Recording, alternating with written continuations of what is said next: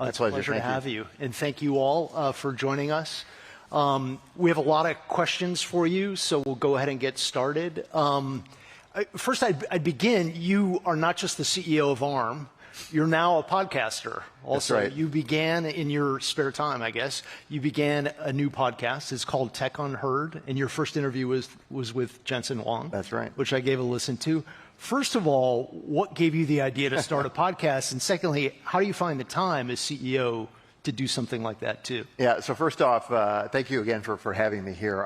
I'm an amateur at this, so you don't have to worry about your day job as far as podcasting goes.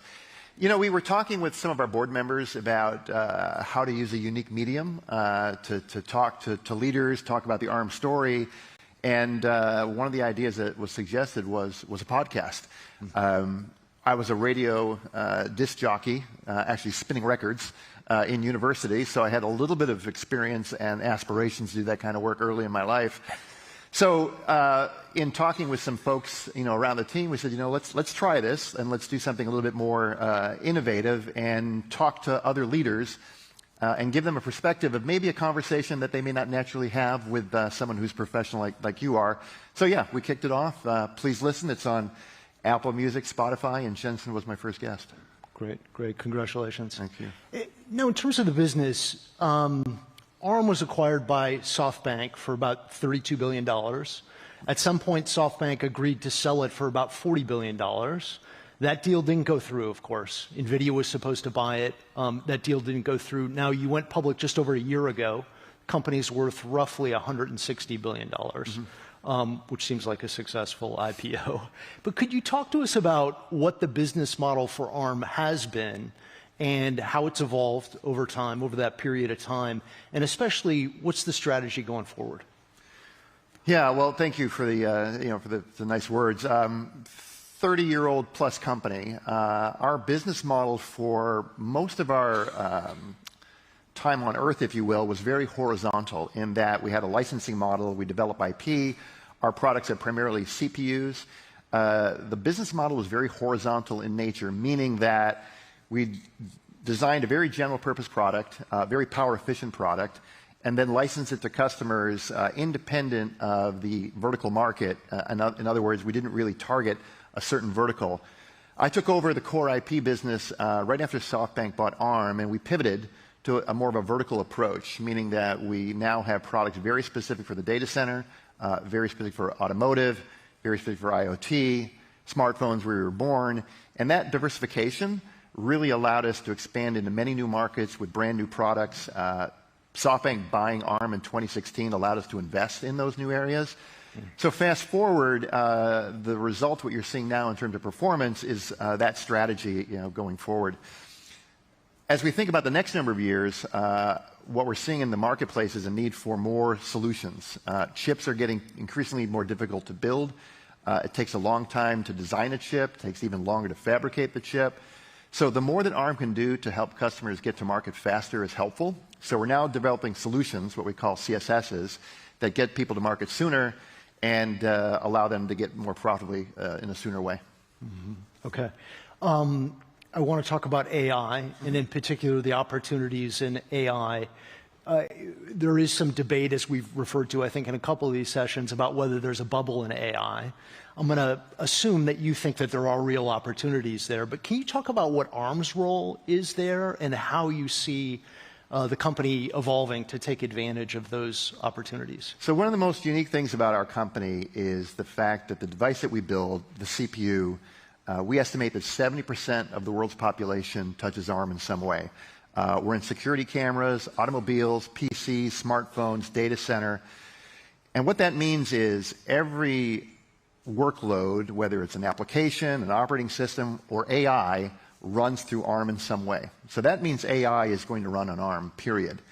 And we're the only company on the planet that can run those AI workloads from the smallest devices on the edge, again, a wearable, glasses, watch, phone, to the data center. So for us, AI is a gigantic opportunity in terms of growth going forward because AI is going to be everywhere.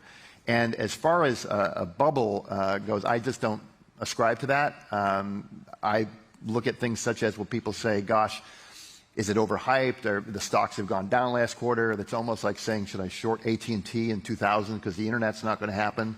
Or if Ford was a stock in 1907, would I short them because the automobile's not going to happen? It's just not. I mean, AI is, we've seen such advancement across AI in the last couple of years that the amount of innovation that it's going to drive is just going to be incredible. Okay, okay. The chip company that probably has taken the most opportunity, or has been able to capitalize the most on AI so far is NVIDIA, Yep. chip maker in your space. They now have a near monopoly in terms of the highest end AI accelerators.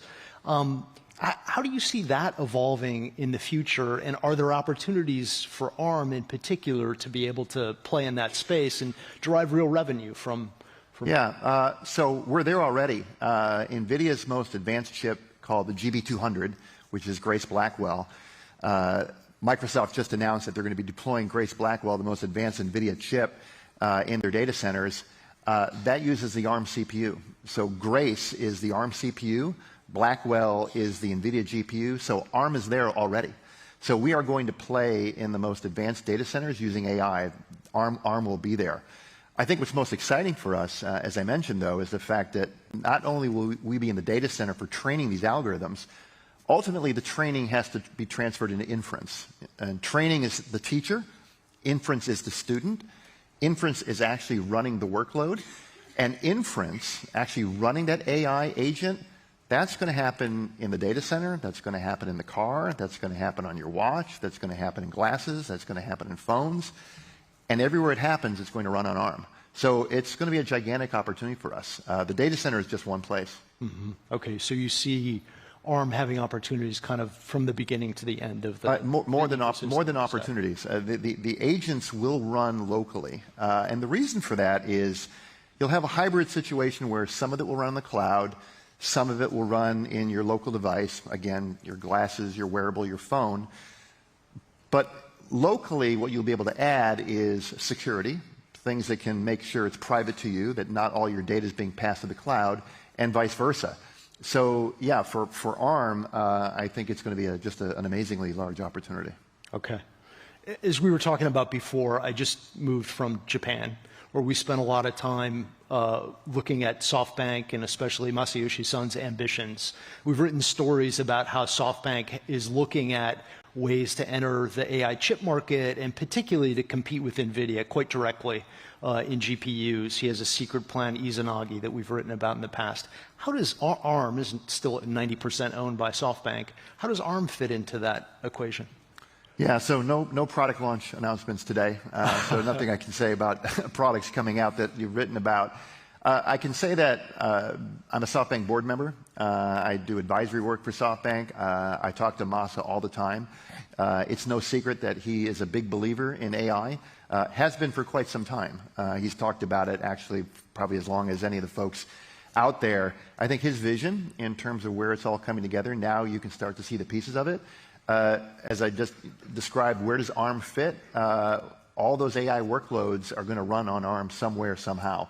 So that's the reason that we spend a lot of time talking to SoftBank about the future. Okay, okay. Earlier, we had the ASML CEO on, and he was talking about some of the challenges that they're facing in the market. They surprised investors last week, as we talked about. And it does seem that there's a little bit of a disconnect in the market where many people see opportunities. ASML reported that their orders were about half what analysts had thought they were going to be. It seems there are certain areas of the chip industry that are struggling quite a bit. And on the other end, you have Sam Altman talking about how we need more capacity in the chip industry. We need billions of dollars, maybe trillions of dollars of investment. What is the disconnect, and how does that get resolved? Yeah, so there's a lot to unpack there. Where ARM plays, as I mentioned, because 70% of the world's population uses ARM, and I think 300 billion chips have shipped since we were started that have ARM inside, and every year about 30 billion chips. We have a unique view into the industry because just about every digital device uses ARM. There are some markets that aren't accelerating as fast as others, and candidly, those are the ones that aren't using AI in a very large way. But in areas that can use AI and will use AI, people can't go fast enough. And I'll give you an example. Many of the hardware devices that are being introduced today were designed 2 or 3 years ago. That means the chips were designed 2 or 3 years ago, the chips that are going in your phones, your wearables. Those were all invented before ChatGPT was released or before Llama was released. So what we're seeing on one end of the industry is just a rush to develop more and more chips that have this AI capability. Now, it takes time. Chips aren't built overnight. In fact, it takes, from the time we engage a partner, 2 to 3 years at least until that comes to market.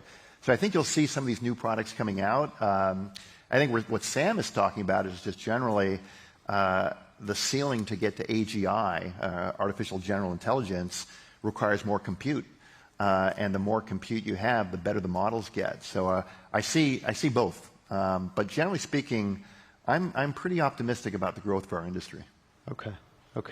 We were talking about this a bit before. One of the gating factors is making sure that you have chip manufacturers who can make the most advanced chips. TSMC seems to be gaining market share right now as a couple of the key competitors struggle. Intel in particular, and Samsung also has been struggling a bit. They're both trying to move into the foundry business a bit in competition with TSMC. What are the dangers around having TSMC garner so much market share in foundry?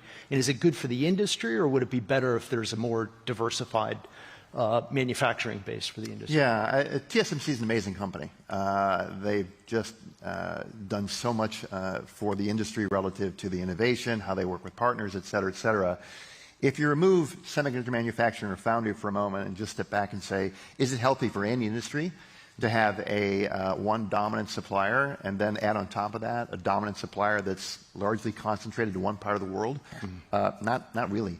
So as a result, I think it's necessary, just in terms of diversity of supply base, to have more and more advanced manufacturing, and geographic diversity. Fabs in the United States, fabs in Europe, fabs in India, fabs in Saudi Arabia. I think over time we're going to see not only more suppliers, but geographic diversity as well. Okay, governments obviously are investing a lot in that very question. You're seeing the United States do it, you're seeing Europe do it, Japan has spent a lot of money on it too. Do you think that's making progress at this point? Do you see light at the end of that tunnel? The capital expenditures required for these fabs are enormous. TSMC, Intel, Samsung, I think their CapEx is anywhere between $30 to $35 billion a year.